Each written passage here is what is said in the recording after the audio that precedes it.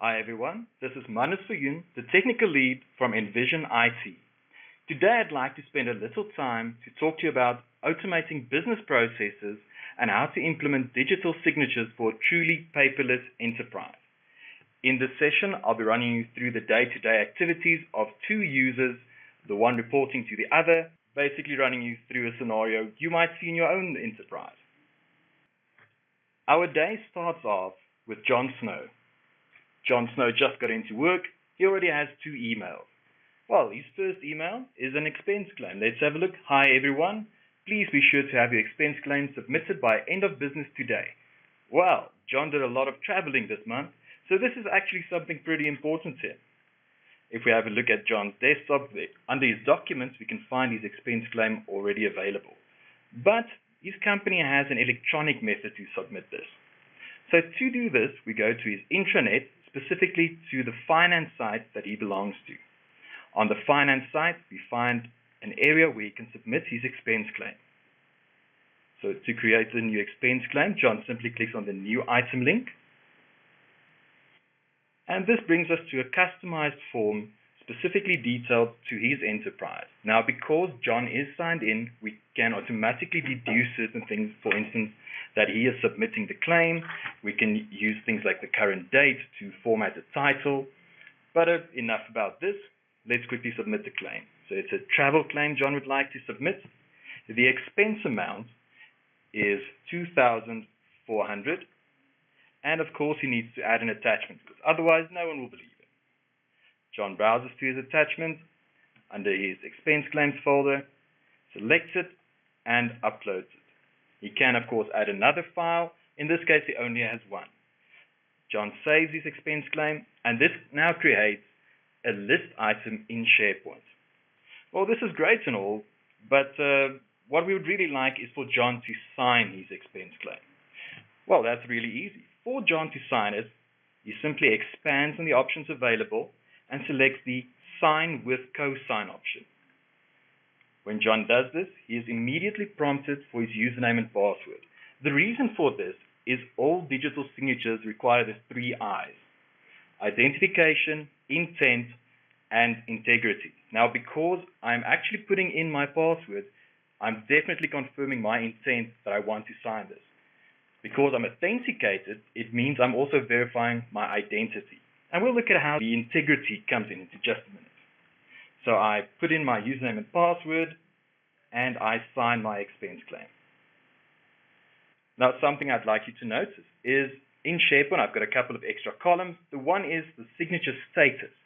Because CoSign is directly integrated into SharePoint, I have this additional metadata available that allows me to immediately see if something has been signed or if the signature has been invalidated due to changes made. So let's have a look at that integrity I spoke about. If I go to review signatures, I can actually see that the signature is currently valid, and I can see which columns the signature protects. In this case, it's the amount field and the expense type field. Now, what this means is if any of these columns change their values, it will immediately make the expense claim invalid for the simple reason that is not the expense claim that John signed. So let's do that. We will go in and we can edit our expense claim. And let's say John just realized, you know what, it wasn't 2,500, it was 2,500. He clicks save, and as he clicks save, because that was one of the monitored columns, you can see it is immediately made invalid.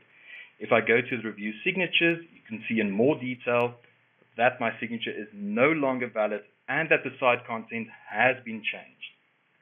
So the only way for me to revalidate this is to simply re-sign my item again.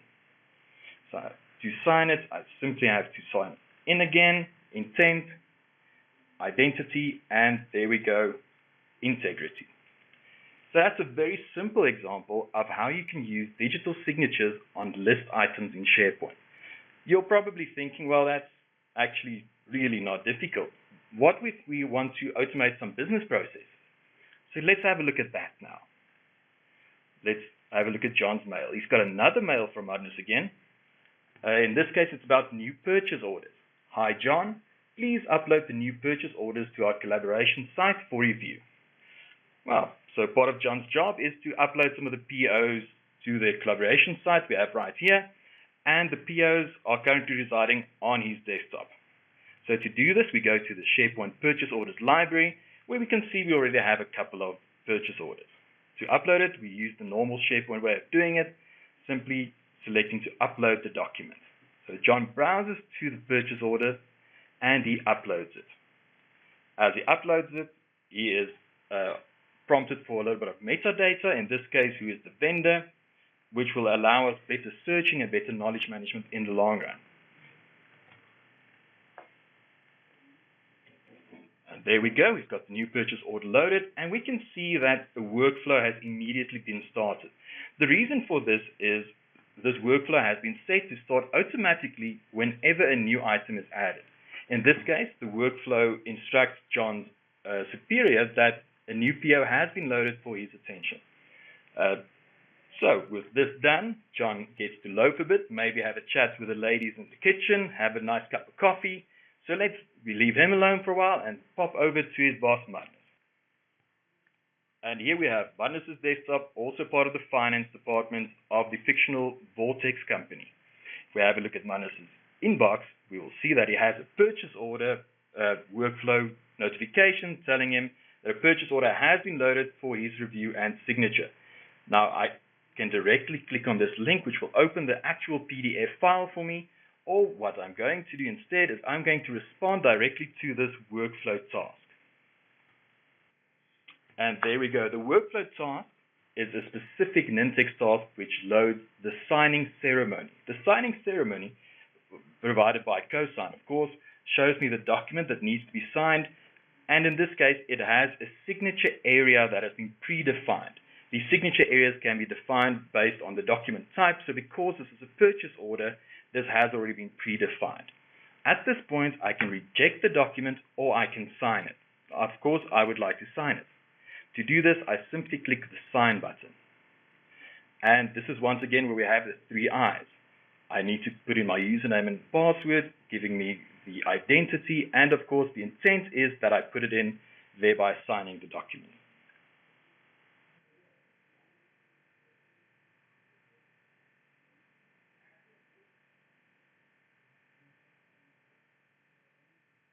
And there we go. If we go to our purchase order library, we will see that the newly loaded purchase order has in fact been signed and that the signature is valid. And in exactly the same way we verified the signature on a list item, we can verify the signatures and again review them. Verifying the signature will double check that the signature is still valid.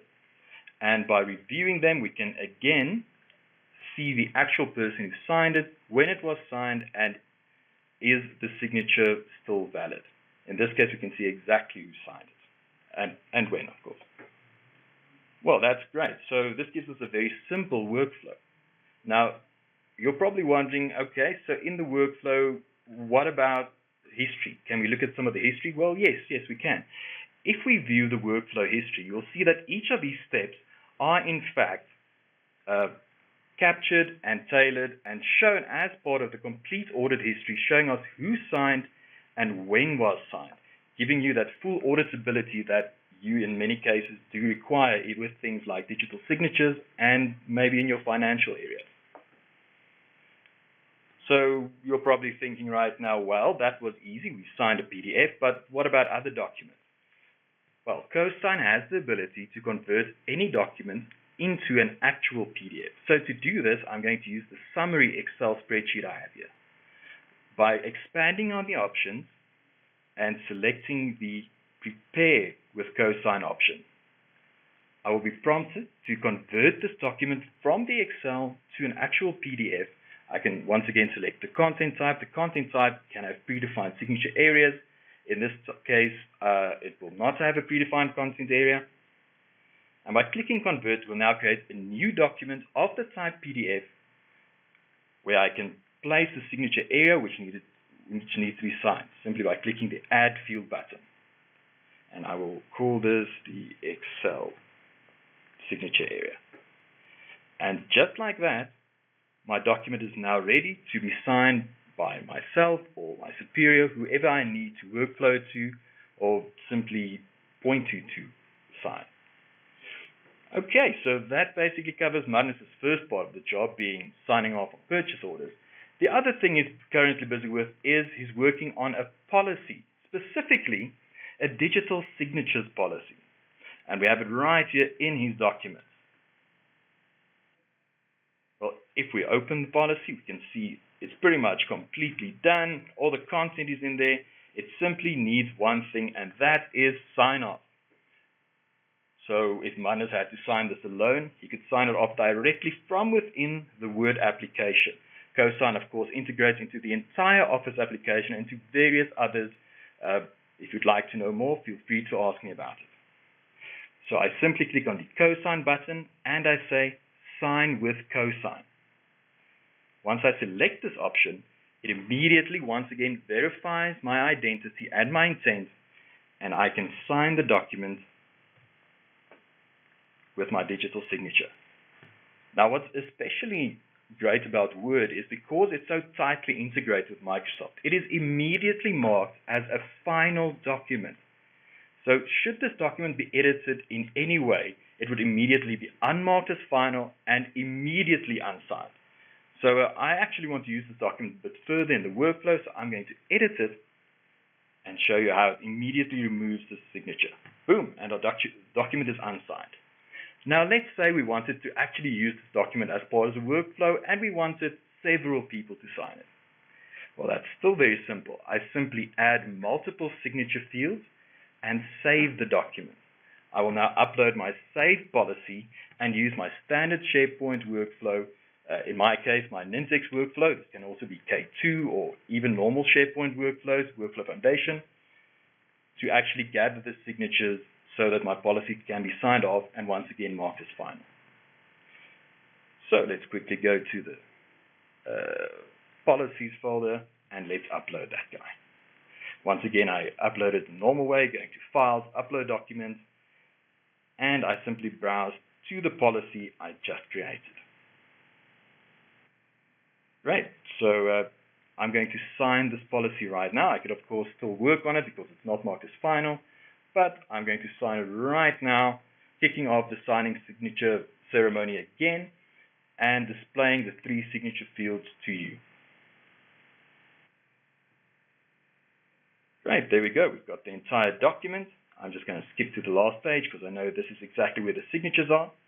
And I can select the field I'd like to sign. I'm going to sign field 1. And there we go. We've got my signing ceremony again, verifying my intent and my identity. And there we go. The document has been signed by myself. So now we can workflow the document to get those other 2 signatures as well. So to do this, I'm going to start the workflow simply by kicking it off directly here out of SharePoint. I'm going to request my board sign-off. When selecting the board sign-off, I'm represented with a visual, graphical, and easy to understand for both technical and business users interface. So the reason I'm pointing this out is Nintex is one of those workflow utilities you can actually use as a business user. This doesn't require a technical specialist. This is truly workflow for everyone. To kick off my workflow, I'm simply going to click on the Start button. As you can see, it's going to workflow through 2 more people who will either approve or reject it and sign it. Should it be rejected, I'll be notified, and should it be approved, I will also be notified. And there we go. We can see the workflow is currently in progress. If we would like to see a bit more on that workflow, we can actually click directly to it and view its history and see exactly where it is. At this point, we can see the yellow task is happening, so my direct superior, Piers, has been assigned to sign off and approve this document. So at any point in time, I can verify where exactly this document is in the current workflow. Well, that's all great. And this is fantastic for everyone who uses SharePoint, who uses workflow. But what if you don't actually use these fantastic technologies just yet? What if you're currently a bit lower on tech and you're using your desktop, maybe Outlook, maybe you're using something like Dropbox or OneDrive? Let's have a look at that. If I go to my desktop and I have a look at what I have, I currently have a Dropbox installed, and I of course have my SharePoint connector and my OneDrive connector. In this demo, I'm going to look at my Dropbox. So in my Dropbox folder, I've got a folder called Docs to Sign. Now, I'm going to show you how you can sign from anywhere using this cloud interface to actually sign your documents and save them to your Dropbox. So what I'm going to do is I'm going to log into my Sign Cloud environment. The Sign Cloud environment immediately, of course, authenticates me. It knows who I am, and it knows that I have Dropbox, Google Drive, Box, and OneDrive. So I can also, of course, browse to any document currently on the drive that I want to sign. I'm going to go to my Dropbox. By clicking on Dropbox, it loads my documents directly from Dropbox, allowing me to access these cloud stored documents, which I can now sign. I'm going to sign this very PO by selecting it. When I select it, it gets rendered to me in the browser, and I'm able to place a signature field to wherever I need to sign the document. In this case, I'd like to put it here because, well, that's right where it needs to be. To do this, I simply click Sign, and I select the signature I would like. I'm going to show you a bit more on your signature options in just a minute. At this point, I sign my document, and boom, there we can see my signature has been added. If I click on it, I can actually see the details of the signature, when it was signed, who signed it, the exact date, and of course, the signature and this personal key and information of mine is stored with the document, so even someone who doesn't have the software installed will be able to verify my signature.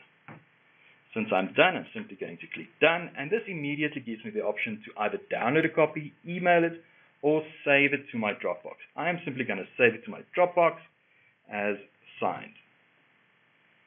And as I save it, it is now saved to Dropbox, and in just a minute, you'll see how it syncs right back down to my local desktop client. Well, that's great. So that's how I can sign directly with Dropbox. Let me show you a bit more about those signatures. Oh, and there we go. The document has just been synchronized back to my local machine. If I go to my settings here, I've got an option called My Signatures. Your default signature is a typed signature. Your typed signature basically relies on a font, and this is purely for aesthetical purposes. The true signature is actually your personal key that gets issued to you with a combination of the document's hash that creates the unique signature. So this is merely your preference. What would you like? Would you like this font? Would you like something a bit more scribbly like that? Or, of course, the much more popular, would you like to upload a signature?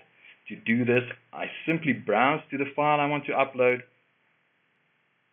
click Upload File, and I can, sorry, it's already been uploaded. I just need to call it. And if I save it, this will now be one of the signatures I can sign with. I can, of course, also sketch my signature.